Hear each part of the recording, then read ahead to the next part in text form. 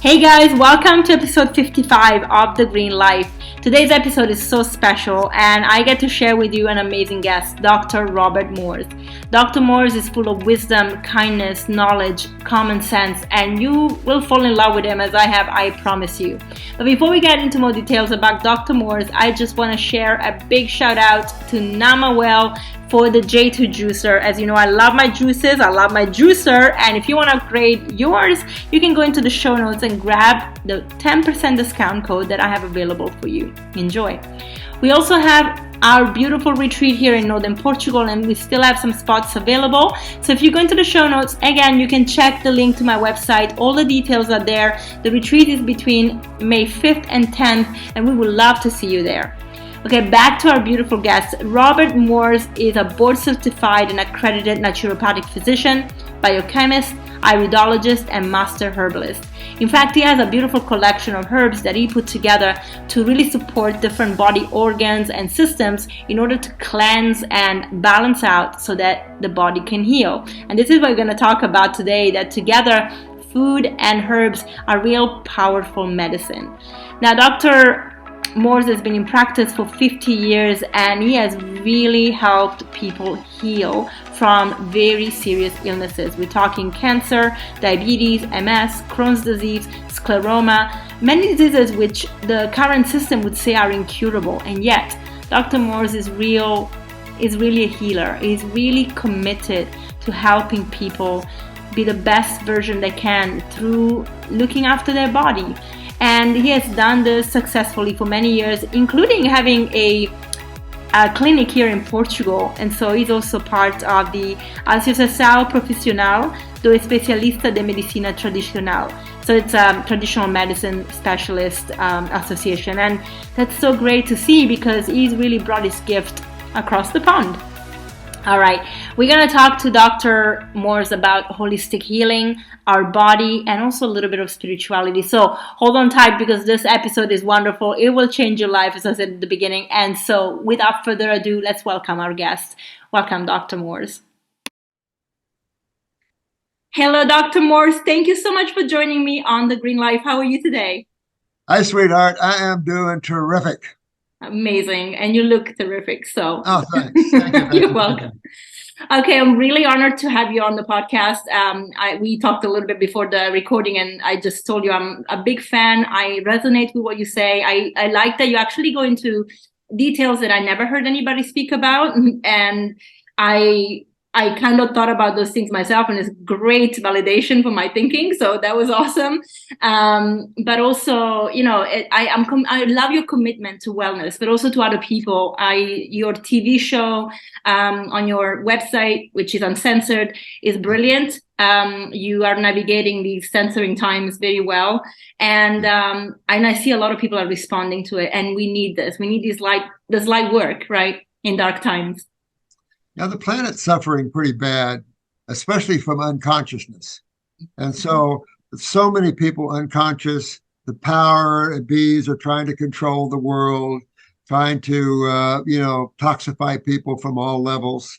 And so, it's my commitment here to help people as much as they want and learn the simplicity of getting healthy.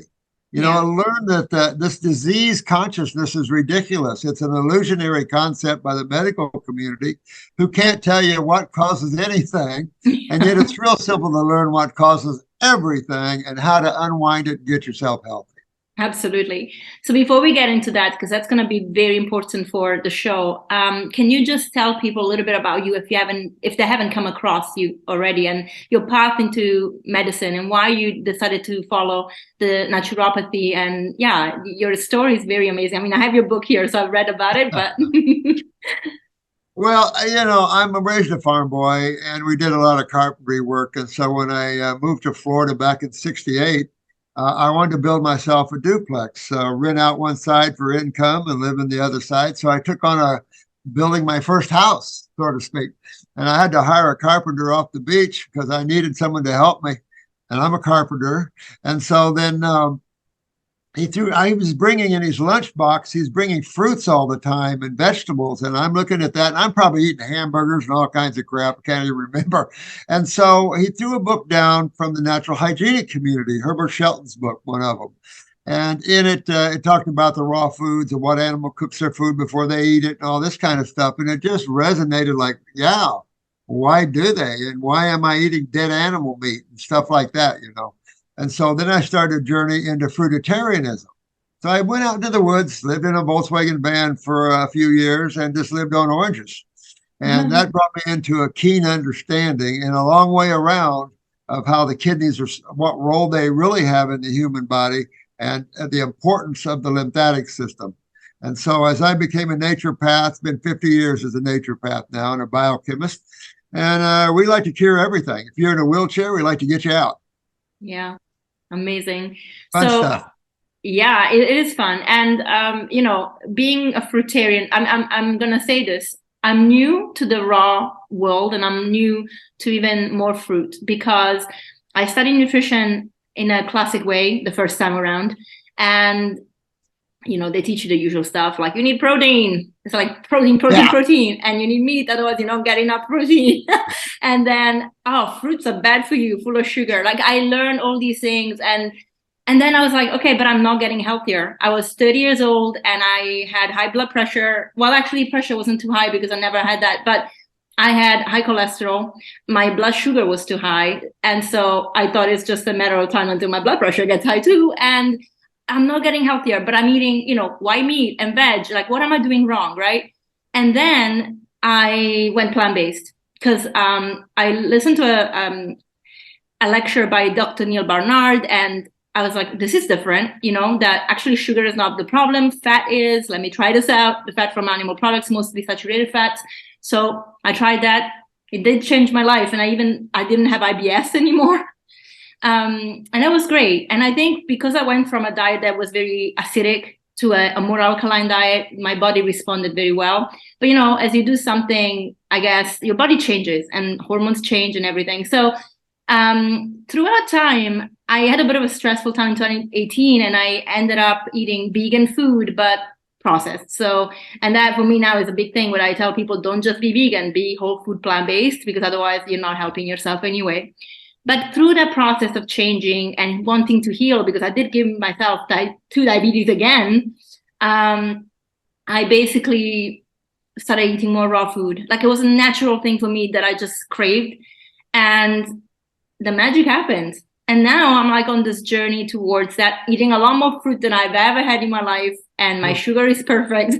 And I just feel great. And of course, it's not perfect. I do like cleanses. So I was looking at your book for that. Because I just realized that our bodies are under a lot of attack all the time, whether it's just not just the food, you know, it's vibration and it's pollution and it's like, you name it. So our job is to keep the sanctuary clean. And so, you know, the best that we can do is always progress in our journey. So when I read your book, I was like, wow, okay, this is great. But, you know, it's foreign to me to just go raw, to go just fruit. But it makes sense when you want to achieve a certain level. And with that, I just find like consciousness also rises, right? Like you start feeling more, thinking more. So I know you had these experiences, like out of body experiences. You were traveling a lot. And I love to hear a little bit about that because it's such a big connection to food and why these high vibration foods take you to that place, right? When you're more spiritually connected. Yeah, the more your body's hydrated, the more you pull these proteins and acids out of it, the more calm you, like you say, that you get.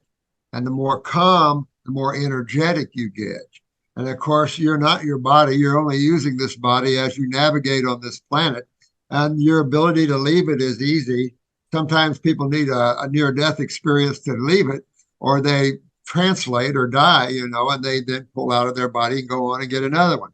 So it's easy to learn out-of-body travels. As a matter of fact, I just did a video for TikTok and Instagram on out-of-body experiences. You know, all these challenges says, I got a challenge for you, and it's not a physical challenge. Learn how to move your attention out of your human body into a higher body that you use. And fun stuff. But when you're high fruit and you start cleaning your lymphatic system and you remove the obstructions to the flow of energy in your body, you can get energy levels where, like I said, I didn't sleep for a couple of years. I was always out of my body. I laid my body down, I'm out, I'm gone, having fun and working with my masters and things like that. So the more energy you get, like you said, the more expands your awareness, and you get out of this so much thoughts and the limitation that a conditioned mind gives you. You get more into the real self or into consciousness, and that's where the survival and your level of happiness explodes. Yeah. Yeah. And I also love the fact that a lot of doctors don't acknowledge God, like this higher force, higher presence that created us perfectly, but you do, which I really love. And I, like you, don't come from a religious dogma aspect at all. I just come from a spiritual side. Sure. But I think when you learn all these things and you learn where our food comes from, if we were created by this intelligence that creates life, then it makes sense to eat living foods instead of going towards death, right? Well, you're eating intelligence. Everything comes out of the one.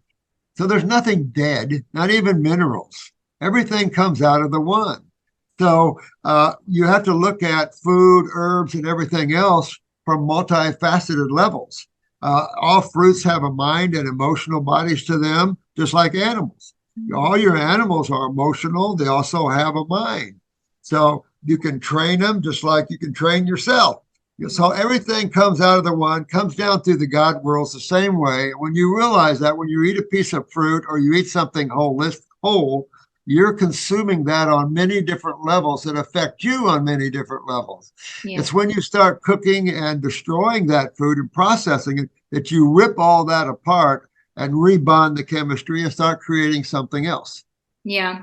So let's talk a little bit about the food, because I think that's where a lot of people obviously had to start, because we all eat every day, for the most part. So when we talk about food, you focus mostly on fruit, which we just mentioned are very high energy, but you're not opposed to vegetables. So I'd like you to go a little bit through the categories of food. So grains, why you think grains are not appropriate, and the fruit and the vegetables, and what kind of food people should navigate towards, and why also you believe, aside from obviously the ethical aspect and the death part of the animal products, why animal products actually not really fit for human consumption. Think about this. It's real simple. There's only two sides to chemistry, right? Mm-hmm. One is alkaline or base, and the other one is acids.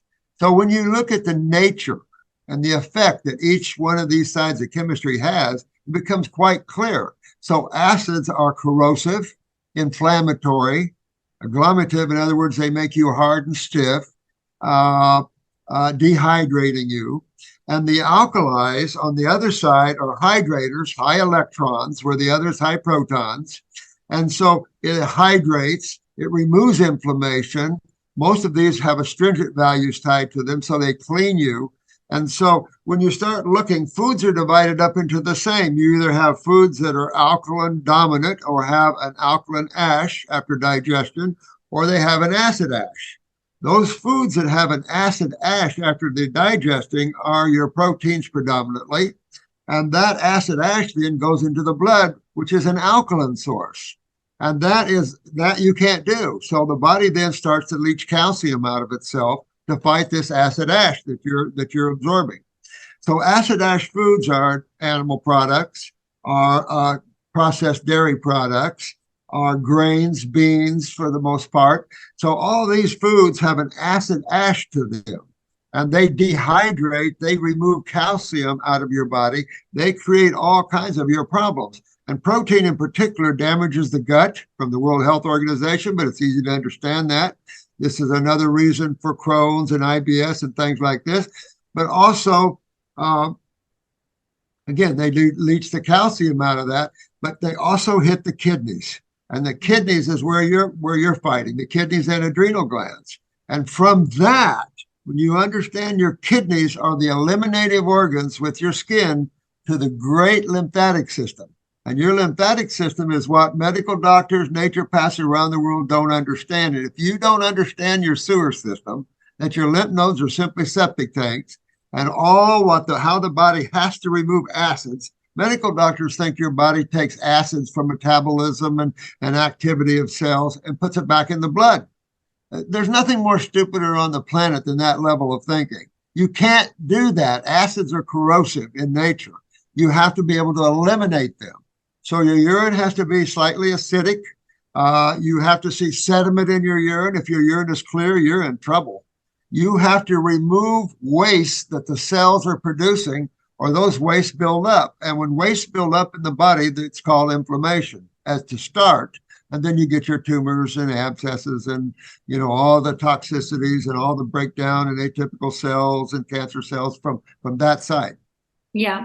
So where do you think this obsession with having protein comes from? And also, we get enough amino acids, right, from fruit and vegetables. So yeah, why did we get so paranoid with not having enough protein? I think when man migrated out of the tropics, because he's a primate. When you look at the differences between the Homo sapien and the primate, we're 96% identical genetically. So we only have about 3.5% or so that makes the difference between a primate and a Homo sapien, like it or not. And primates are frugivores. And when you look at the longevity differences between islanders and, let's say, Alaskans, it's night and day. You're always seeing 100-year-old, 90-year-old, 100-year-old islanders, 120-year-old. I know an island that's almost full of 120-year-olds. I've had them in my clinic. But Alaskans, when you're in your 50s, you look like you're 70. Mm-hmm. And so proteins are very inflammatory, and the body can't use them in the first place. Your body has to break protein back down to amino acids. Well, why not just eat the food that's rich in amino acids and not into complex protein structures? And so eating dead animals, the human has nothing to tell you that we are meat eaters. We have nothing in our extremities. We have nothing in our physiology, our gut. We have nothing to teeth. We have nothing to demonstrate that we're meat eaters. Nothing. And the argument is vain. It holds no water, has no science. And it's just, I think, man migrated to colder climates. And cold is alkaline. And nature depicts balance, yin and yang. So when you're cold, you want to warm up. When you're hot, you want to cool down. So when you're in a cold environment, you want to warm up, and fruits are cooling. So it's hard to eat cooling foods in a cold climate, no question about it. But when you're in trouble, you've got to do it. You've got to warm up with herbal teas or find some way, to warm up. Mm. We have no fur, hair enough to protect us from that cold weather. But it's just man migrating into this hostile environments for his species. Yeah, and I think that's how it took off. And proteins are stimulants. And then when you cook your food, you have no energy. You took all the electromagnetic energy out of that, rebonded the chemistry. So meats are stimulatives. They stimulate you. And a lot of people just have to have that stimulation or they are tired. Their adrenal glands and kidneys go down, their bowels go down. And so they end up trying to stimulate their life. They drink Red Bull or whatever, and they pop all kinds of stimulants, coffee, to feel like they have energy. And yet energy comes from sugars.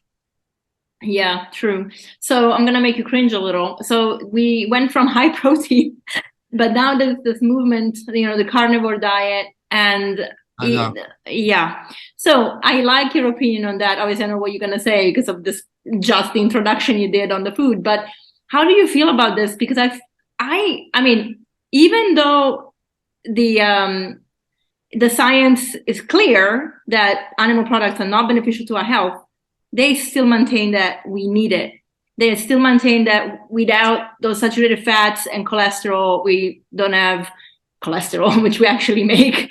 But so I love your opinion on this because it's so polarized, and I see a lot of people are falling for that kind of diet because they don't feel well, so they're trying to find a solution. They're desperate, and instead of following someone like you, perhaps they go and listen to some Instagram,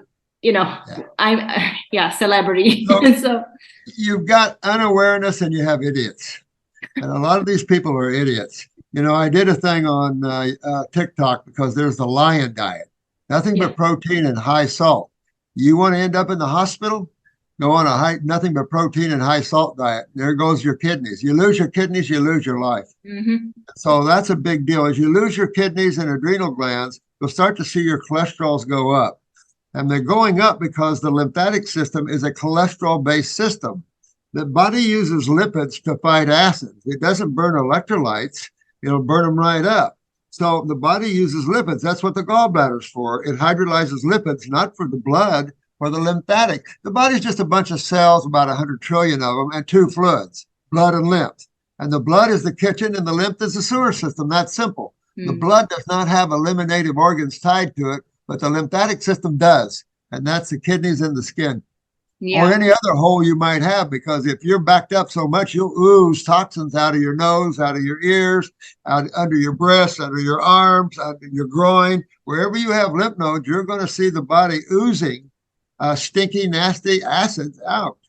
Yeah, you remind me something about this particular example of oozing pus or whatever it is, waste out.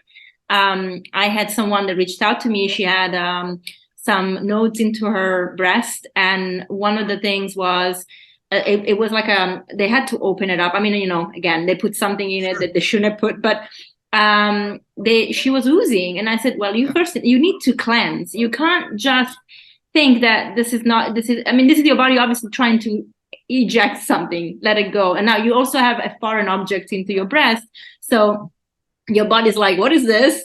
But I think people are so, I gave her some natural remedies to try, and I advised on the diet. She was working with a holistic nutritionist, but she was very much about, low carb, high fat, and I wasn't her nutritionist, so I couldn't. Yeah, and I was like, oh boy, okay.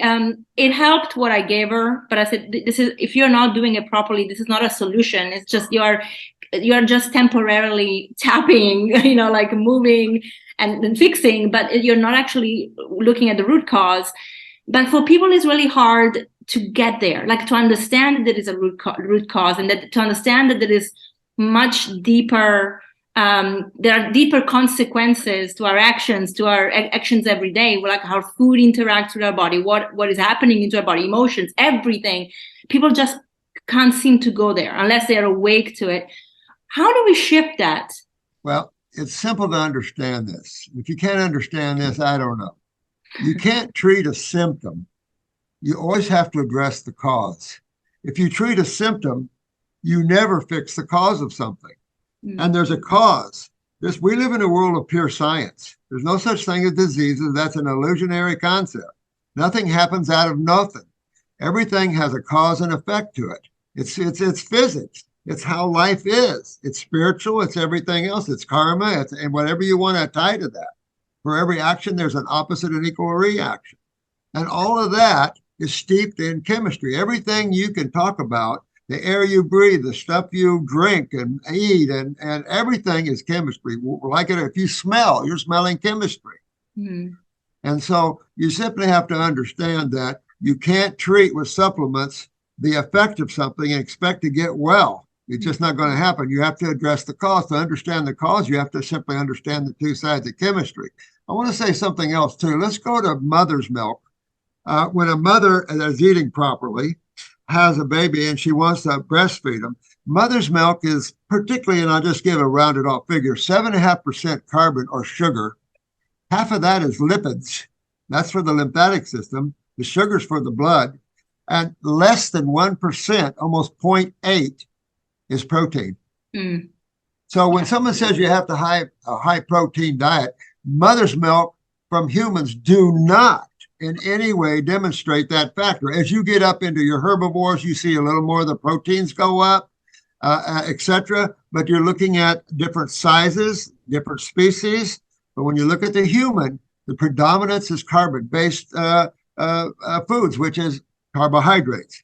And that is where all the ATP, all the energetic factors come from. Yeah. Body doesn't burn protein for energy. If you burn protein for energy, you're burning your cabin walls to stay warm. Yeah. So our cells need sugar to create energy, which is a good point, because this morning I saw a post by Dr. Hyman, and that was talking about somebody asked about mitochondrial energy. Now, in my studies, now that I'm studying holistic nutrition, which is a little bit different than the first time around, I am researching different things. And one of the things is, well, mitochondria, they use glucose for energy. So in order to bring that energy into your body, you definitely don't need high protein, but that's not what this doctor was saying. So people are confused about that too. And I think I don't understand how if we know that our main source of energy is glucose, why are we trying to get energy from other nutrients? I'm just getting ready to do another video because there's a new study out showing that the brain converts glucose into fructose. Why would the brain convert glucose into fructose? They're both simple sugars. Yeah. Now, if you're a type 1 diabetic, I put you all on fruit. I don't give you vegetables. Vegetables are predominantly glucose. Fruits are predominantly fructose. Why? Because fructose is for pure energy. It doesn't require insulin. So if you're a type 1, I put you all on fruit and your blood sugar will come on down. Give you vegetables, up goes your blood sugar. Type 2 deals with sugar metabolism. That's your adrenal glands on top of your kidneys. The kidneys go, so does your adrenal glands with it. So you say I have an MS case, Lou Gehrig's case, can't walk, can't talk, in a wheelchair, modeling and all this sort of thing. If I put you on 100% fruit, you'll get up and walk and start talking within 5.5 to 6 months. Wow. Separate quad and paraplegics mostly the same way. If I give you vegetables, you'll never get up and walk again. That's interesting. And when you start to look at the new research, how the body's converting a simple sugar glucose, which is really probably the least good sugar of the simple sugars, and converts it to fructose, especially for electron or neurons, you start to realize why the fruit diet helps to regenerate strokes, neurological conditions, all these sort of things like this. And you mentioned mitochondria, DNA and RNA, you got ribose. You start getting into proper physiology, you'll see the simple sugars go into the riboses and all these simple sugars that are used by these components. And without that, yeah. And that's interesting because a lot of people have demonized fructose and obviously connected it to the liver being, oh, no, you're going to have fatty liver. I'm like, okay, but what else are you eating? Because I'm sure it's not the fruit that is doing that to your liver. So I had a conversation with Dr. T. Colin Campbell. He's also a biochemist. And, he's one of the most wonderful men. And of course, I really love him. And he said, there are two things to this. You always say we overcomplicate nutrition. And he said, you actually both saying the same thing, but you said we are oversimplifying nutrition. And how do I bring this together?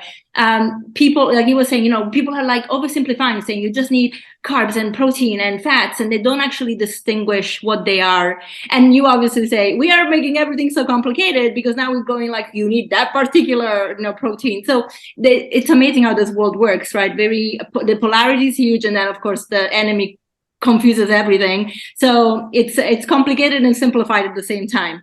And but at the same time, it is quite simple. And this is the thing that drives me crazy sometimes in the science that is nutrition, because obviously I have to deal with a lot of papers that I have to read for my research. And people can make an argument of anything just looking at an angle.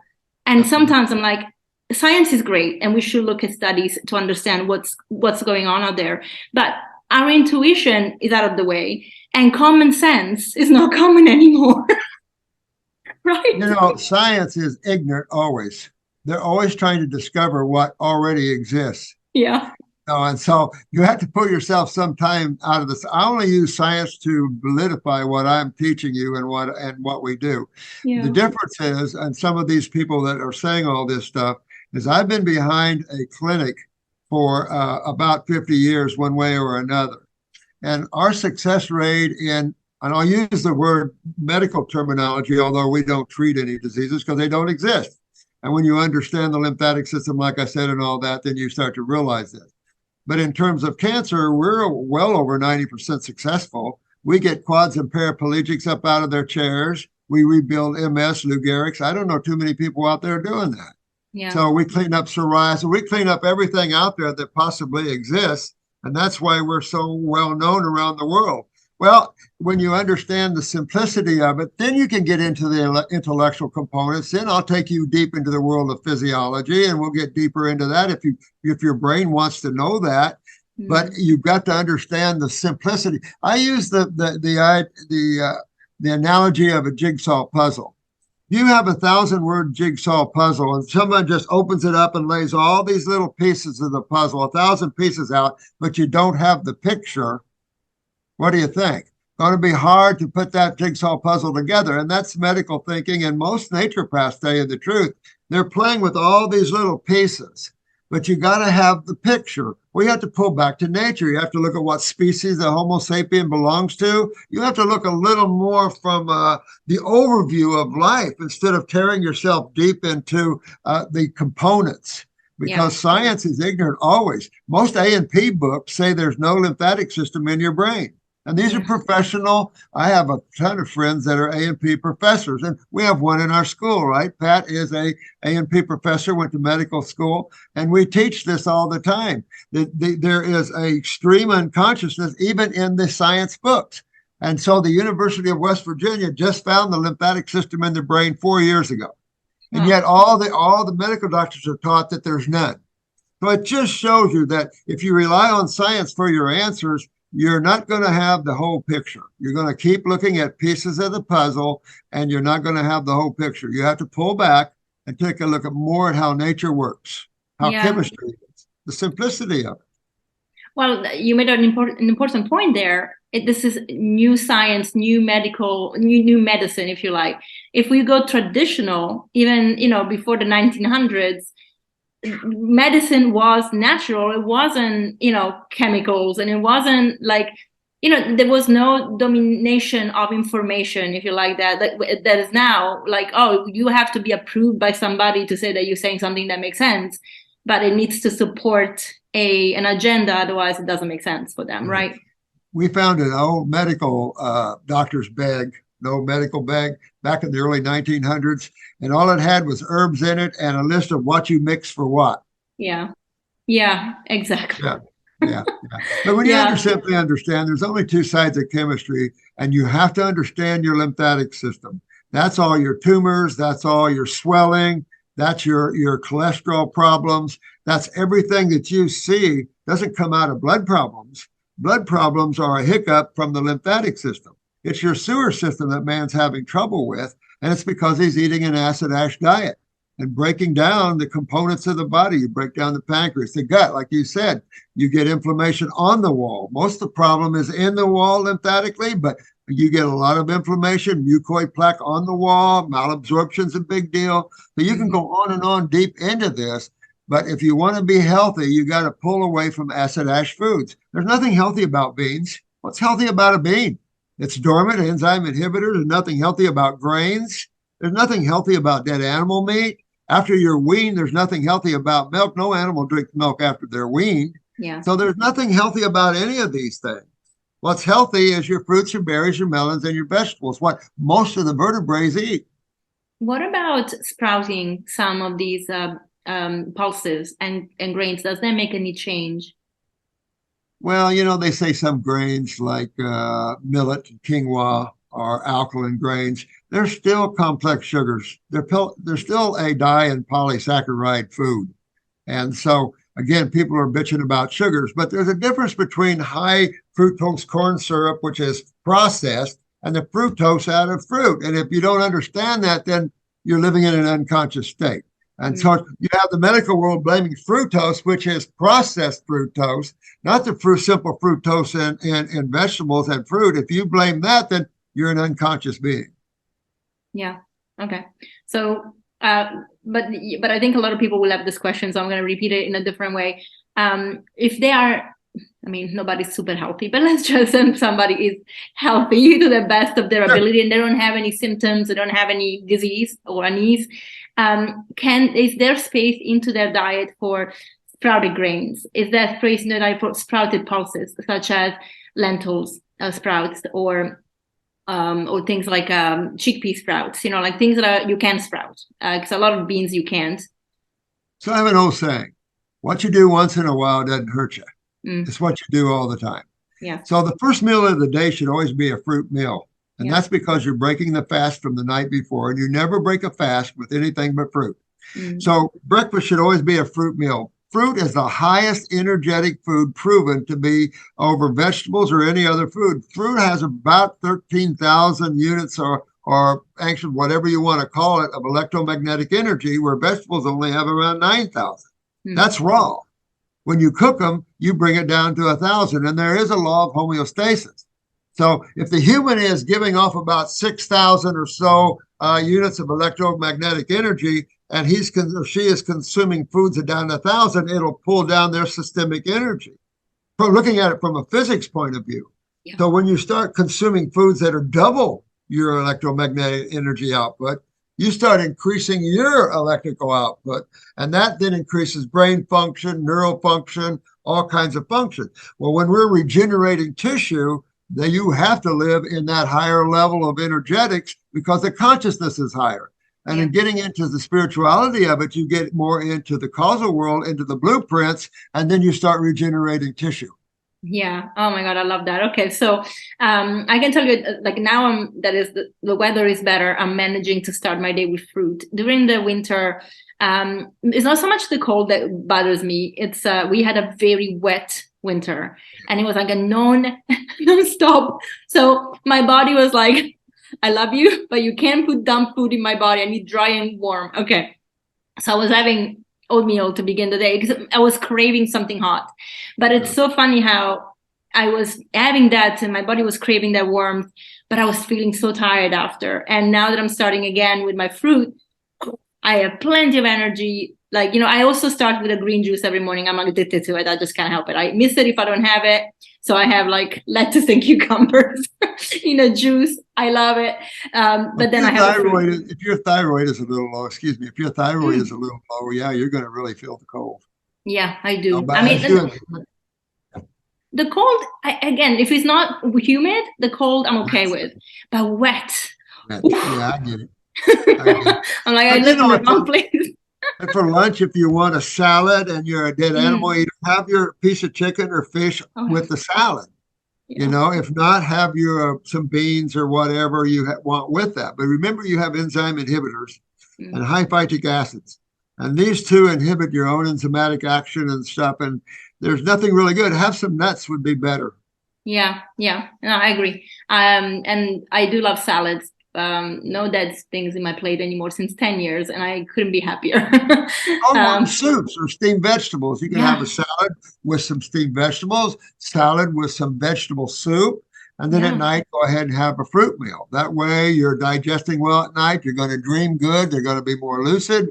You're going to wake up feeling good. You're going to have fruit again to flush out all those wastes, get the kidneys filtering, and then noon comes. You have your big salad, maybe some steamed vegetables or something warm with that. Yeah. And then warm yourself with that. If you needed something warm at night, do a vegetable soup or something. Oh, I love that. Thank you. So those are great tips. And now let's talk about people that have to reverse the diseases in their body. So these elements that are not working properly. So they have to actually go straight and to the kidneys and to the lymphatic system. So how can they do that? Well, we just mentioned that they have to eat fruit, a high frugivore diet. What else can they do to help their bodies? And how can they get out of that mind state that, oh, this is so extreme? Because I feel like being sick is extreme, actually. So it's less extreme to eat fruit, right? I know, when you say all fruits, people feel like, oh man, that's extreme. But when you realize we're frugivore species and that primates predominantly will eat fruit, and they're some of the strongest animals on the planet. Nobody messes with a gorilla. Now, granted, some of them are pushed up into the high mountains and they're eating tender greens and things, but give them fruit and they will always visit their frugivores. So I remember one zookeeper at Disney World, I was talking to him, he's a trainer of primates. And I said, why are you giving these primates all vegetables? I said, they're frugivores. Give them fruit. Oh, fruit has too much sugar. And it's like brainwashing. Stupid. These are simple sugars. This for the species. We're a species, and so is the primates, that like taste. We love to taste things, and there's nothing more tasty than fruit. Fruits taste so much better than vegetables. And they just have that, oh yeah, peach breaking out on your face, a good watermelon, ripe watermelon, a good plant-ripe pineapple, oranges that are sweet as honey. Oh my, mangoes. I'm on a mango fast right now. mangoes that are ripe, just beyond delicious and energetic. My problem is too much energy. I got to cut down a little bit sometimes. So I have some cooked vegetables and stuff just to ground myself. Yeah. Oh, I love that. I don't know if I would call a mango a fast. I would call it a feast. Exactly.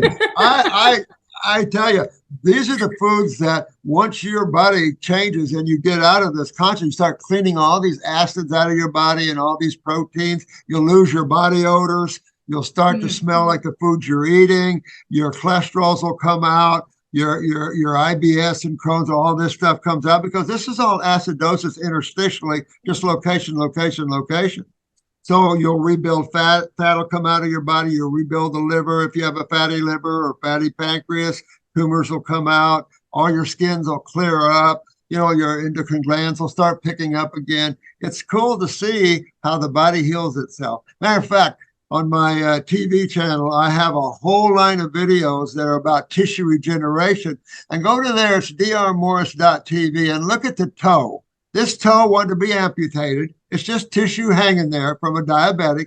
And I rebuilt that toe, got rid of his diabetes and high blood pressure on fruit only. But now I also use botanicals. I am a botanical man. I had a botanical company, and I do make botanical formulas to help me do this. Because God made herbs to help with body parts. They're not for diseases. They're herbs for the pancreas, herbs for the liver, herbs for the heart, herbs for the blood, herbs for the lymphatic system. There's herbs for everything out there.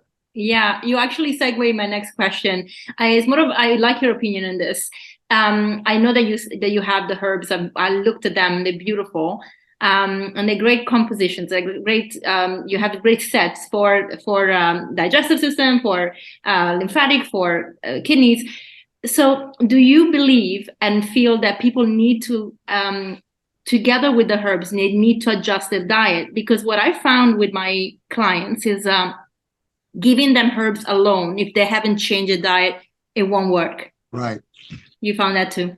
You're 100% on, honey. You have to do it all. You don't want to half-ass things, pardon my French. You don't want to sit on a barbed wire fence. You really want to do everything together, and that's why I do use the herbs. Diet alone, really tough. Takes 2 or 3 times longer to fix your things. With the herbs, they're magic. They're specifically here for body parts and to help increase the function of cells. Cells are considered structure function of the human body. Then there's herbs to pull tumors out of it. If I can't get your kidneys to filter and get your tumors out, I'll pull it right out of your skin. And there, of course, bloodroot and poke root. There's a lot of great herbs to pull tumors out of your body. So there is herbs for every great thing on this planet.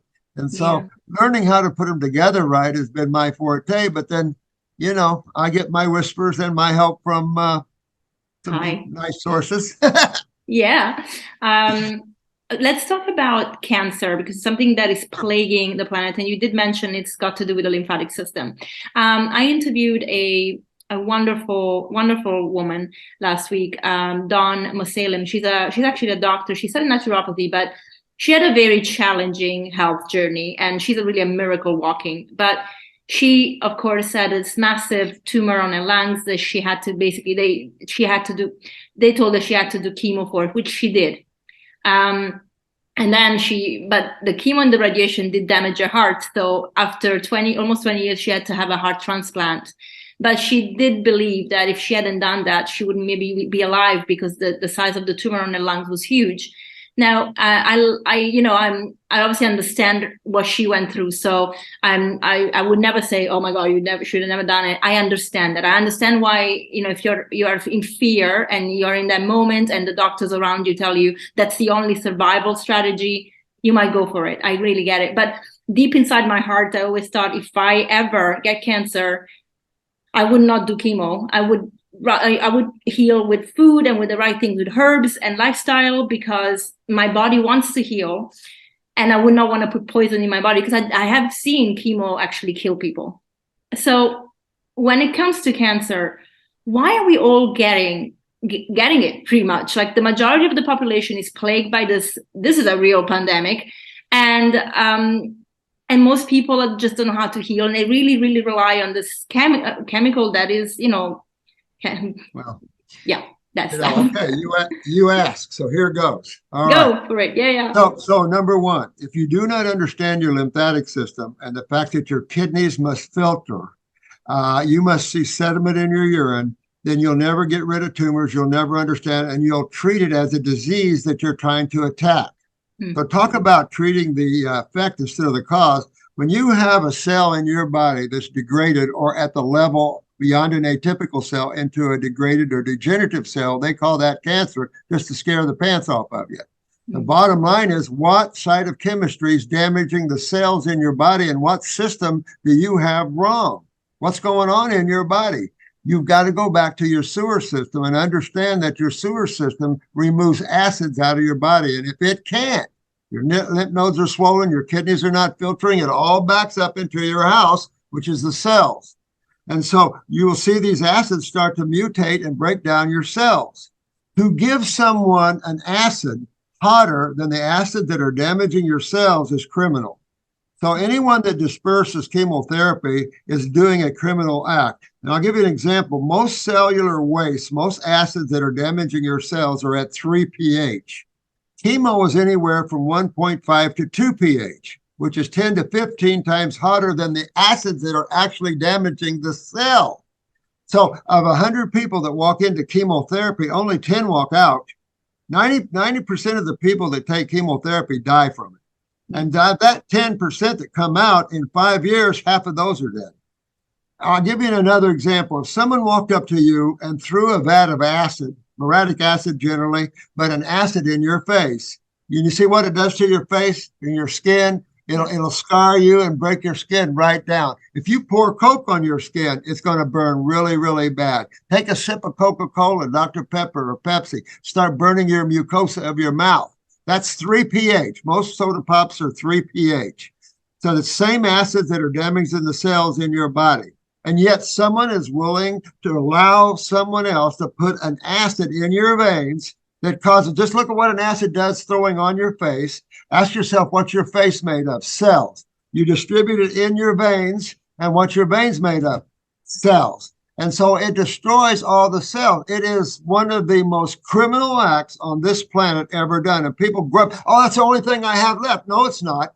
Matter of fact, Harvard did a study and it said the sooner the diagnosis, the sooner the treatment, the sooner your death.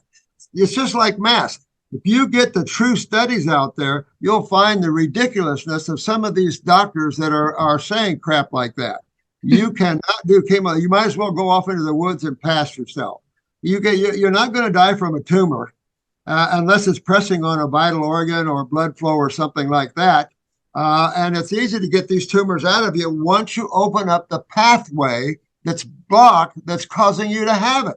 Yeah. It's that simple. And they're treating the effect. They're treating cells. You can't treat whatever you do to one cell, you're going to do to all your cells. And this idea that cancer metastasizes, these cells move out of tissue, move against the blood flow into another tissue, organ or gland, moves into an already completed structure and makes those cells cancer cells because their one is about as idiotic as the moon is purple.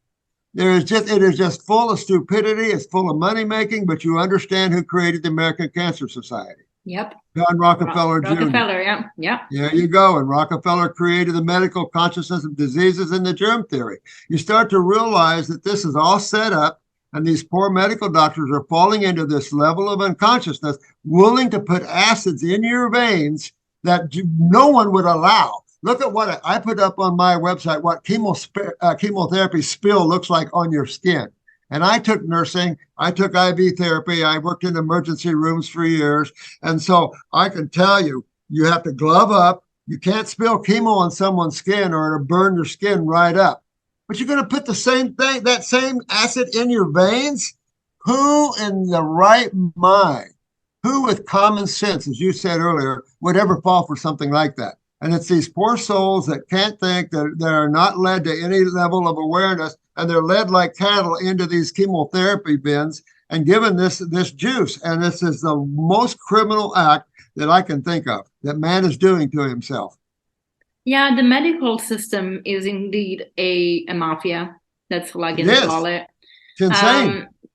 It is. And, as you said, one of the things is that we treat these symptoms as disease, and we forget we have a doctor for every inch of our body, but no doctor is looking at the holistic picture, right? It's like your digestive system, great that you are a gastroenterologist, but that's not working on its own. Your brain is not working on its own. Like your nervous system is not working on its own. Like, why are we not studying medicine holistically? Why are we not looking at the entire body? Why, as you said, why are we not looking at our cleansing system, our sewer system? Why are we not looking at our lymphatic system? I mean, I studied the lymphatic system when I was doing massages. Like, if Well, you even, you know what I mean? good example. Even massage therapy is taught wrong in terms of the lymphatic system. But if you read A and P books, they don't understand the lymphatic system. So if you don't understand it, matter of fact, the great society of lymphologists worldwide only consider the lymph system there to buffer blood proteins, according to them. And it's like so stupid. They had a symposium of the lymphatic system, and I was listening to it. It's a medical symposium worldwide. And stupid stuff like this one research group found there were 3 head macrophages in certain tissues, and they were stuck on that. And it's like, you guys don't even understand the kidney connection and the skin connection to the elimination of metabolitic and all the other acids that are created by the human body. You work your muscles, you walk, you're creating all kinds of lactic acid, increasing respiration, more acids there. Question, how does your body get rid of them? And if it doesn't, you feel tight, sore, stiff, things like that. Going back to autoimmune, I like to ask men, what is your immune system anyway? Tell me where your immune system is and what is it? And that's an answer they can't answer you, because your immune system isn't your blood. Your blood has your least immune cells in it. Yeah. Where is most of your immunity? Your sewer system, your lymphatic system, your eliminative system. And if you don't understand that system, then you're going to say autoimmune. And autoimmune is a catch-all door for medical doctors that don't understand what causes anything, but they don't want you to know it. So it's an autoimmune. You've got an autoimmune problem. No, you don't. You have a lymphatic stagnation problem because you lost your kidney filtration. And you did it on the diet that you're consuming. Yeah, spot on. I laugh because it's really hard to argue with people that don't want to know. So I feel this information, but it's with everything. Like, one of the things that I mentioned, and we talked about, the high vibration food also take you to a different place spiritually. So you're starting to download very different information from what you see in the exoteric. And so once you dive into the esoteric, you understand all this, the connections that are way beyond our tangible reality.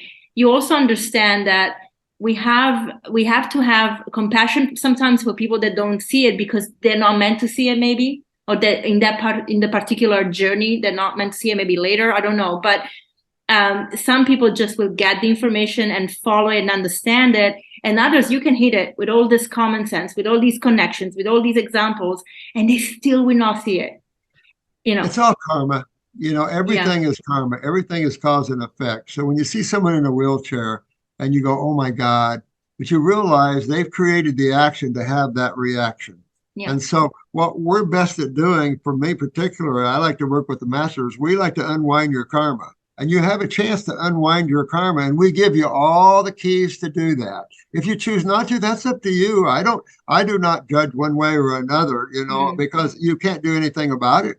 The different people are locked in their states of consciousness. We give them an opportunity to go beyond that, to end their karmatic journey in that way, and maybe enjoy some new karma that's more helpful for them in the future journeys.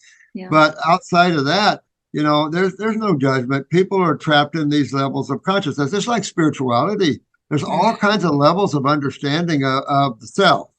There's the mind, and the biggest problem people have is getting out of their minds. Yeah. And a lot of people think the mind is consciousness, and it's not. It's a computer. And so you got to get out of your thoughts. And bottom line, you got to quit thinking so much. And nobody knows when you say you got to stop thinking, the average person goes, what? Stop thinking. That's all I do. That's how I create. It is actually how you create. But who's the creator? Yeah. And you won't know who you really are until you get out of your thoughts. Yeah, because we are driven at this, in our conscious, we are driven, not the conscious as in a higher consciousness, but the conscious mind, like the thought process is driven by ego. And the thing is, a lot of people feel very comfortable in what they know in their ego, because letting go of that means also losing a little bit of your personality or identity that you created to fit in a matrix, right? So that's challenging for a lot of people, because you have to be so humble to say, actually, I really want to discover who I really am. Like, and you mentioned karma. Like, I'm doing a lot of work going into ancestral healing, so ancestral medicine, because there is a curse, if you want to call it, throughout my line of the females in my line. And I thought, okay, I need to fix this from here and send this backwards, because it's affecting my life and it's affecting my health. And so I definitely want to heal that. So I've been doing all this work, and the stuff that is coming up, I mean, it's insane, you know. Keyword genetics. And it's easy to regenerate genetic weaknesses. It's real easy, because you're dealing in the causal mind, which is the lower part of the mind. You have three parts of the mind, basically. You have the causal mind, which is the time track. It's your past and your future. That's where all form is really generated, really where duality is really perceived, much more in the pure consciousness. This is the yoga consciousness of cosmic consciousness, Christ consciousness. That's pure mind. That's when you begin to see all things actually come from the one source, but you're still in the mind. And then the higher part of the mind is the id, the ego. And of course, that's the individualized self. When you get into these higher levels of experience, you start to see that, oh, wow, we're all individualized pieces of the one. Yeah, and once you break that, then you're into pure consciousness. And that's the level I teach, is pure consciousness. I used to teach out-of-body travel and how to travel to all these different realms and journey into these higher realms of the mind and stuff. See the cities, see the 1,000-petal lotus, if you've never seen that, the higher worlds of the astral plane. These things are nirvanic. They bring ecstasy and joy to you, but they don't bring you into your consciousness, your total awareness of all things, you know. They're still a lot of fun. Have you ever used psychedelics, or do you adjust? Yeah. Okay. So how do you use some LSD, window pane? I had some mushrooms early on in my early 20s. I'm used to follow Timothy Leary, and of course there was Ram Dass, and learning all that. But I didn't use them very long. Probably a few months in my life I've only had that. Because once you realize that you're a natural buzz, once you get out of thought and stuff, you just have a natural buzz. And especially when you go on a high fruit diet and a high raw food diet, you have a natural buzz. And when you stop thinking, you have a bigger buzz, because you now are connected to all things one. And so all answers are given to you. You see all things. And so you don't, that's what I love. And you don't need to take anything for that, you know. I asked because, and I don't remember the name, unfortunately, of this teacher, but he practices meditation and yoga, and he was in an interview, and he mentioned that he doesn't think that we should use psychedelics to go into consciousness and to travel, because we have to feel all the pain and we have to understand what we're doing.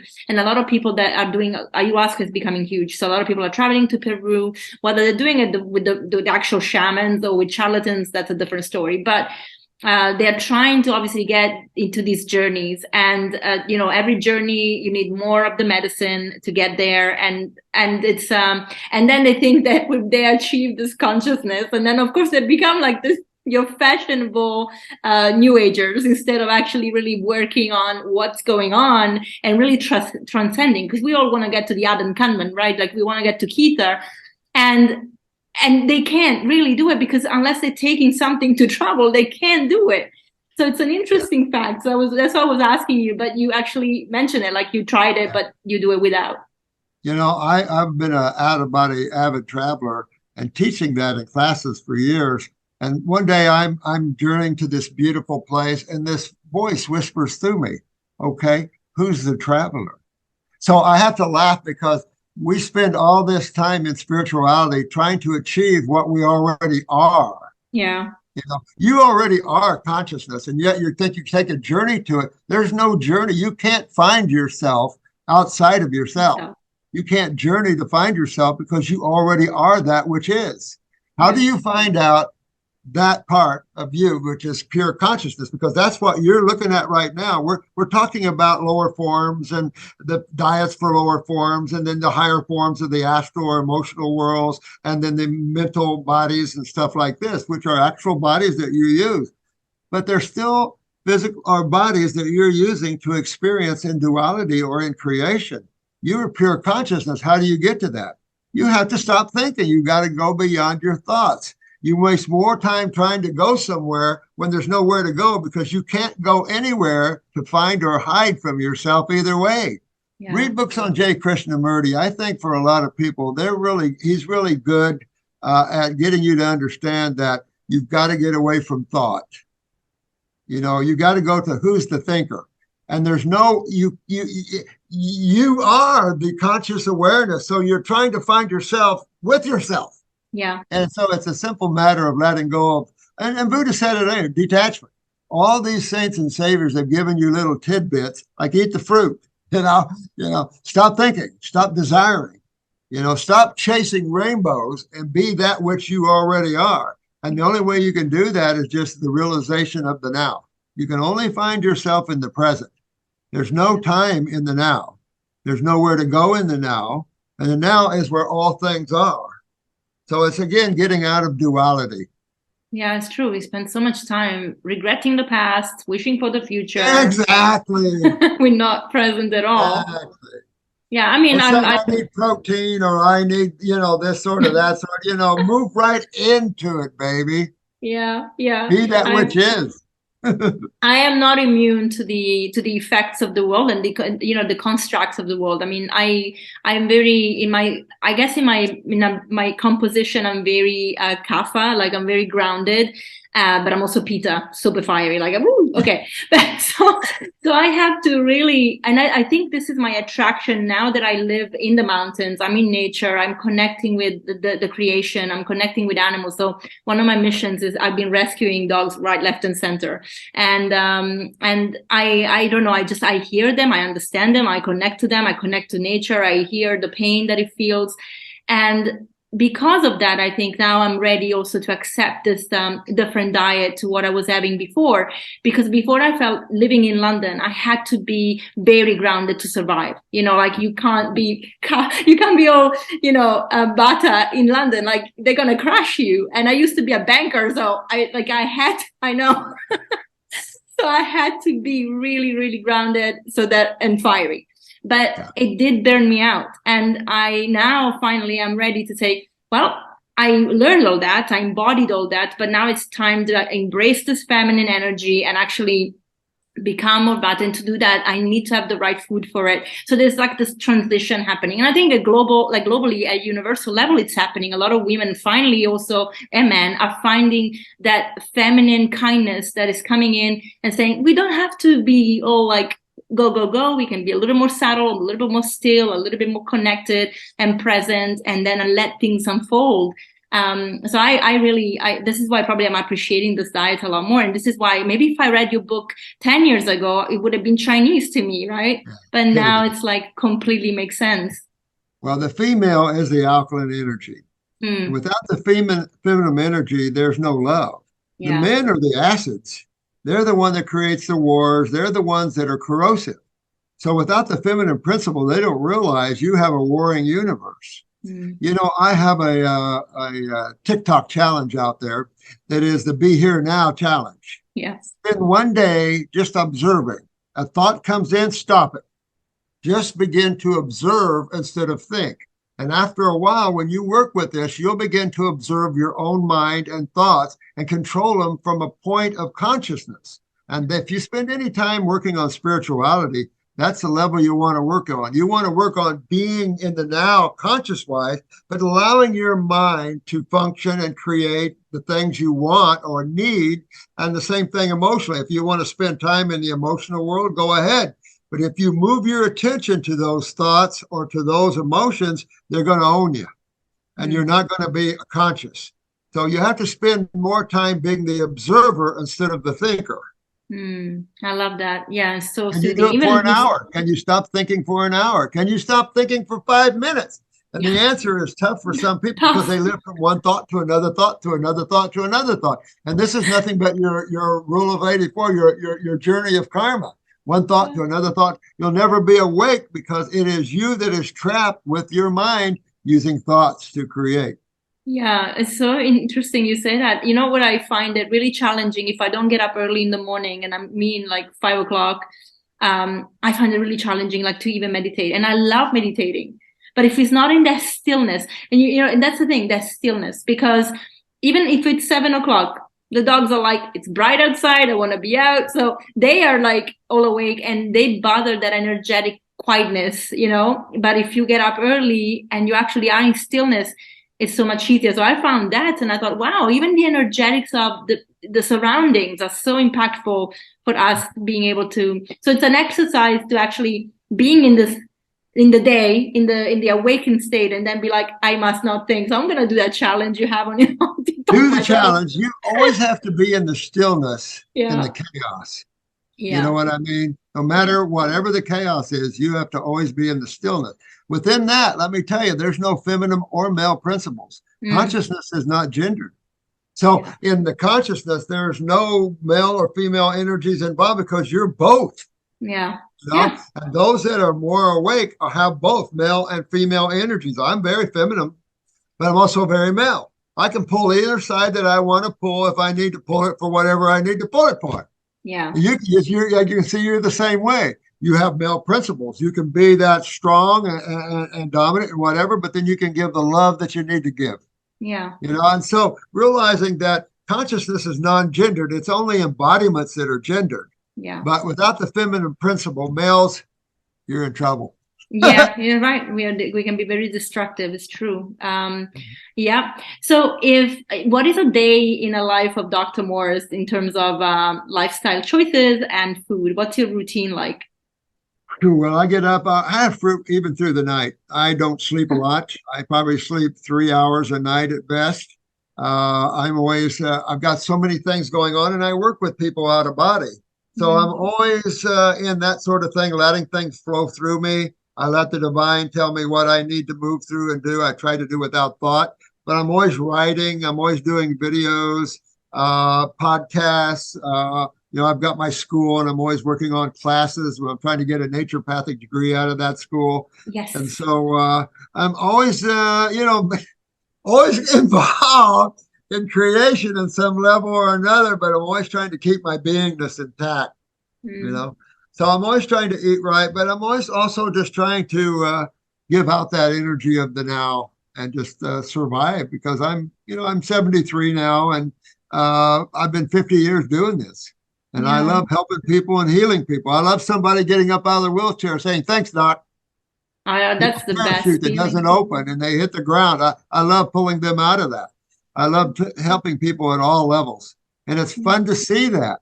Yeah. So I challenge people to get on our TV site. Look at we have hundreds of videos up there. And also a lot of high medical doctors that have given truth out and stuff like that. And so, yeah, and have fun spiritually, have fun with these challenges that we put on TikTok about getting out of your thoughts and becoming more awake. Try the fruit diet. Try it and see how you like it. Now you might go through some detox. Your sinuses might drain. You might cough up a lot of mucus. You might feel your old genetic weaknesses and things like that. But your skin will clear up no matter how level you have psoriasis, all down to eczema or whatever. You'll find all these things clearing up. You'll find your nervous system, your thoughts increasing, everything you can imagine. You can have fun. I'm glad you said that about the side effect, or not the side effect, the detox effect, because a lot of people, they have to understand that this is good thing that is happening for your body to expel, because a lot of people will have these reactions and say, it's a fruit. It's not the fruit. It's your body releasing your stuff that you have inside, man. What doesn't pay rent must get out. The old famous healing crisis. Yeah, and you can start getting all your symptoms going away, and then suddenly they come back, and you think, "Oh my God, I'm getting back." Keep pushing through, and they'll go away and never come back.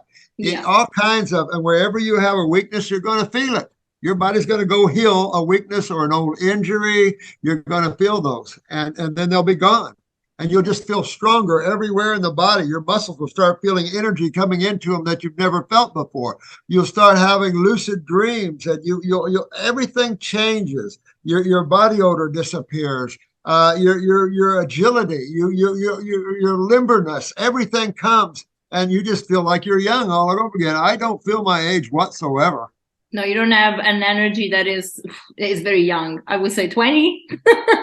Very, very young energy. Yeah, very. And Heck yeah, man. it's brilliant. Always. Good. And that's how we should feel. And I actually interviewed Chef Babette, and she's been everywhere right now. She lives a plant-based life, mostly raw. She exercises. I mean, she's an amazing woman. She's 73. You would never tell. Like you, very high energy, and that's really from the food and the lifestyle that she chose. And you know, you guys are testament that that's exactly how we should live, right? I mean, a lot of my peers in the 40s, they look older. Yeah. They look at me. So I had a kid yesterday. I was teaching a cooking class, a nutrition class at kids. Yeah, the kid said to me, "You look 30." I'm like, "Thank you." See, and that's the beauty of it, you know, being vibrant. Yeah. But when you're working in spirituality and you're working from the now and you're eating good, you're into it, baby. That's about the best you can get. And then it's a journey of things working themselves out. Karma is working themselves off. You're letting everything go. You're not holding on to anything anymore, any feelings, emotions. Let it all go. You know, you don't have to hold on to anything. Be free in your awareness, you know, because you're not going anywhere. There's nowhere you can hide from yourself. No. In terms of your herbs, what do you think people should think about if they want to start with something? What is the best one to look at? Well, I put together detox programs. My second book is out, and it's all about detox programs, but we have detox kits.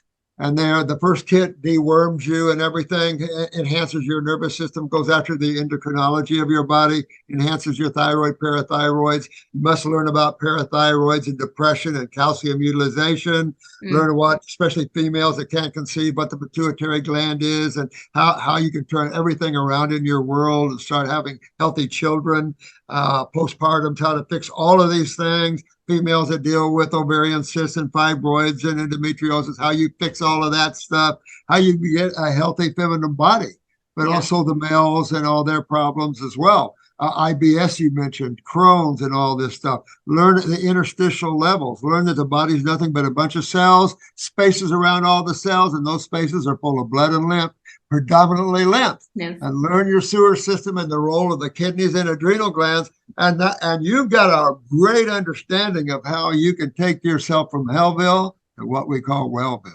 I love that. That's a beautiful way to end. Thank you so much, Dr. Morse. You were a sunshine on this channel today, and I really appreciated your time. And you too, sweetheart. Thank you.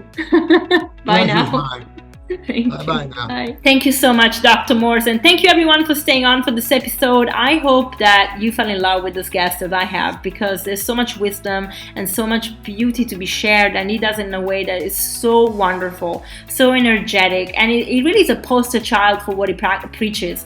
He lives a life of vitality, of health, and this is what we should all aim for. So I recommend that you go into the show notes, grab all the links that I have posted for Dr. Morse's work, and dive into his wonderful resources that are for free, that you can download, you can keep. If you have any questions for Dr. Morse, you can even reach out to him on his TV website where he has videos, and he actually replies to people in video format if you have any questions about your health. It's a beautiful service to everyone, and I really would recommend you use Dr. Morse as a resource for your health, because our health is our wealth. Okay guys, as always, if you love this episode, go into the platform that you are listening to, share a review, share with your friends, make sure that you support us so we can keep on growing. I will see you next time. Thank you. Bye.